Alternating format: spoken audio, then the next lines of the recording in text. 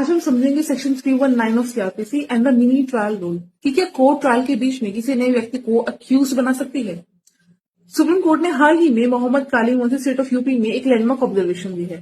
Court ने कहा कि सेक्शन सेक्शन 319 सीआरपीसी के तहत समनिंग के वक्त मिनी ट्रायल कंडक्ट करना बिल्कुल इनपरमिसिबल है।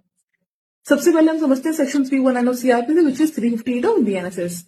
पहले प्रोविजन को समझते हैं। ट्रायल के दौरान अगर एविडेंस से ये लगे कि ऐसे व्यक्ति ने ऑफेंस किया है जिसका नाम चार्जशीट में नहीं है तो कोर्ट उसे समन कर सकती है। अब इस केस में ट्रायल कोर्ट और इलाहाबाद हाई कोर्ट ने विटनेस की टेस्टिमनीज का माइक्रोस्कोपिक एनालिसिस किया और प्रूफ बियॉन्ड रीजनेबल डाउट का स्टैंडर्ड अप्लाई कर दिया। सुप्रीम कोर्ट ने इसे गलत बताया। जस्टिस संजय करोल ने एविडेंस चेक करने के लिए 3 लेवल बताए हैं। सबसे पहले उनका कहना था लोवेस्ट थ्रेशोल्ड यानी कि प्राइमा फेसी सिर्फ एक कनेक्शन होना चाहिए चार्ज फ्रेम करने के लिए। Middle threshold section 319 of CrPC evidence strong और कॉजेंट होना चाहिए यानी कि रिलायबल होना चाहिए, परsuasive होना चाहिए।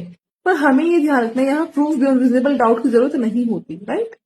हाईएस्ट थ्रेशोल्ड कन्विक्शन स्टेज जहां कोर्ट को पूरी तरह सेटिस्फाई होना पड़ता है कि अक्यूज गिल्टी है। अब इस पूरे केस से कोर्ट की ऑब्जर्वेशन क्या उसको समझते हैं कि सुप्रीम कोर्ट ने कहा कि माइनर इनकंसिस्टेंसीज और कॉन्ट्रोडिक्शन को ट्रायल के एंड में देखा जाता है, समनिंग स्टेज पर नहीं। कोर्ट को सिर्फ ये एसेस करना है कि अगर ये एविडेंस अनरिबेटेड यानी कि अनचैलेंज रहे तो क्या प्रपोज एक्यूज का इन्वॉल्वमेंट दिखता है।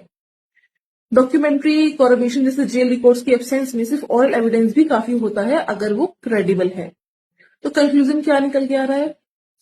इन शॉर्ट सेक्शन 319 का मकसद यानी उसका जो ऑब्जेक्टिव है दैट इज अनड्यू समनिंग को रोकना है, लेकिन मतलब ये नहीं है कि कोर्ट एविडेंस का पोस्टमार्टम शुरू कर दे। देखो लॉ का बैलेंस ना यही है कि अगर रिकॉर्ड पर मौजूद एविडेंस कम्युनिटी हो सकता है तो इम्प्लीकेटेड व्यक्ति को ट्रायल फेस करनी होगी। थैंक यू एंड फॉलो करो।